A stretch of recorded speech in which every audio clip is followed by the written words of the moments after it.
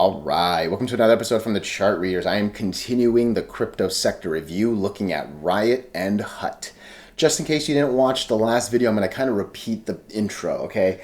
I really believe that there was going to be a lot of uncertainty in the markets. Obviously, we had the Silicon Valley stuff, NASDAQ, S&P, and Dow are all under the 200. There's a lot of things that made it seem bad. And I really was curious what was going to pick it up. And I thought it was going to be the memes, in all honesty. I thought Bed Bath was going to run. I thought Carvana was going to run, whatever it might have been.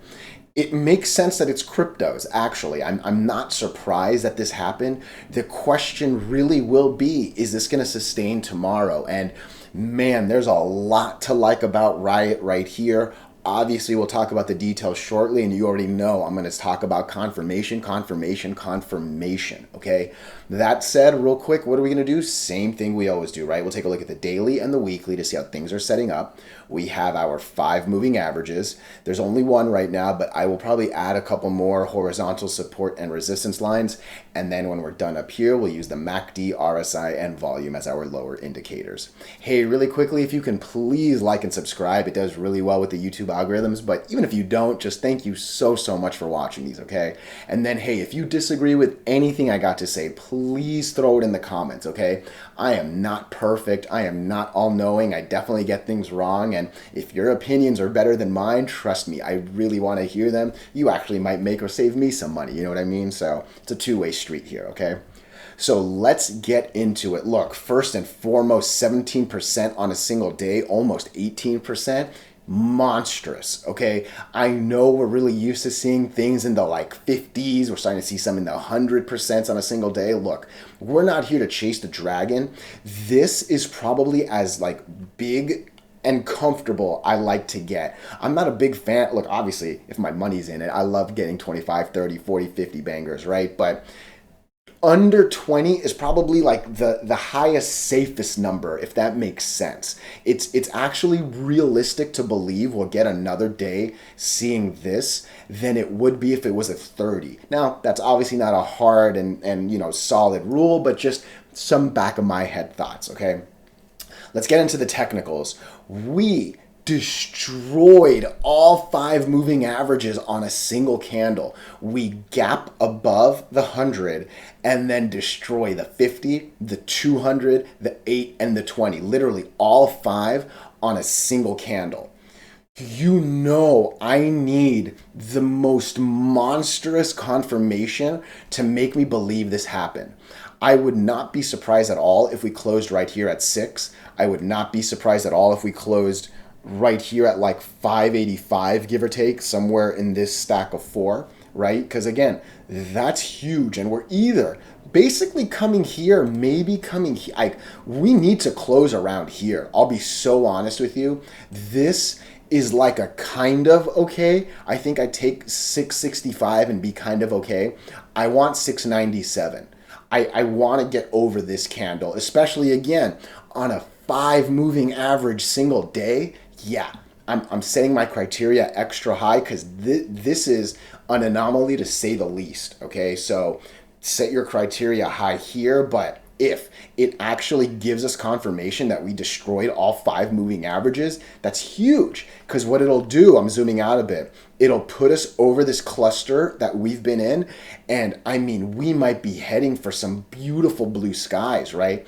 This 10.6 is the money line. If we can cross that, oh my goodness, there's so much reason to believe we're going to get up to 23. There's still a lot of distance between 6 and 10 before we even start talking about 23, so don't let that kind of like skew your judgment and make you a little greedier than ideal, but I'm really interested in this 10.6 line for sure. And again, what I care about tomorrow is confirming that break, bringing me to about here and making me happy. Again, this is probably the least I'm willing to take, 666, 667, whatever. Yeah, I think that's pretty good up here. Again, I like this volume right here. We don't do a silly like 4x, 5x, like we double. It wasn't a small increase. We go from basically 12 to 24. Double's a lot, but double's a little more realistic than 3x, 7x, 10x. We've seen those, right? Like I love gradual volume increases. That's what makes things sustainable versus pumping and dumping. You know what I mean? So I don't think there's too much more to say here. Again, monster day, monster destruction of all the moving averages. I need confirmation. Otherwise, again, super, super likely that we end around $6 tomorrow. Okay. And then again, just remember, what do I care about? Just if we actually break all the moving averages and keep going up, if we can get over this and this, yeah, we'll start talking about the $10 range and then go from there. But this was a nice day to say the least. It really, really was. Let's come to Hut mining. Okay, where are we here? Not as wildly bullish, I'll be honest with you. We definitely fell under all the moving averages. I said the same thing, I think, with Marathon. There isn't really a technical reason for this to go up. We had fallen out of the 100. We'd make our way down. I guess RSI was pretty low. We were definitely in the fives, like single digits maybe is well worth a recovery. But I really would not touch this stock until we got over the 200. We have so many moving averages to break. We have a really hard one right here at 166, 165. It will not be easy to break those two. And once, let's say if it breaks it, the 200, which is our last and hardest one to break, there's not a lot of space between it, right? So it's going to use a lot of power here. And then again, is quickly going to need to use a lot of power right here, right? So I think Hut might be the one that I like the least of the four. We've reviewed Coin and Marathon on a different video, and obviously we're doing these two here. But Hut, I'm not the biggest fan of. I obviously wish it took more lines out today. But yeah, hey, again though, break 180, yeah, I think I'd be a little more interested. Am I going to set an alert at 180? I'm actually not. Let me see what happens. Yeah, I'm not. There's a clear, yeah, I think this number still matters a little bit more. This 225, 226 right here. Again, different risk tolerances. If you want to maybe consider an earlier entry at 180, 181, yeah, I think it's justifiable. Me, again, I think I just need a little bit more. I think there are a couple other mining stocks, Bitcoin stocks that were a little better. But again, 19% on a single day, beautiful. Even if it gets to here and fails, I mean, another 15 cents is another 10% on the day, right? So, I mean, I'm not necessarily saying don't look away from this. I'm more saying be realistic about expectations. This is not screaming sustainable just yet. Couple things away from doing it, but it's got to do it before I'll feel it, right? So, Hut, not a beautiful weekly chart here, in all honesty. Did I look at the weekly on RIOT? I don't think I did this, actually. Real quick, let's talk about the weekly. It's all about that 50 right there.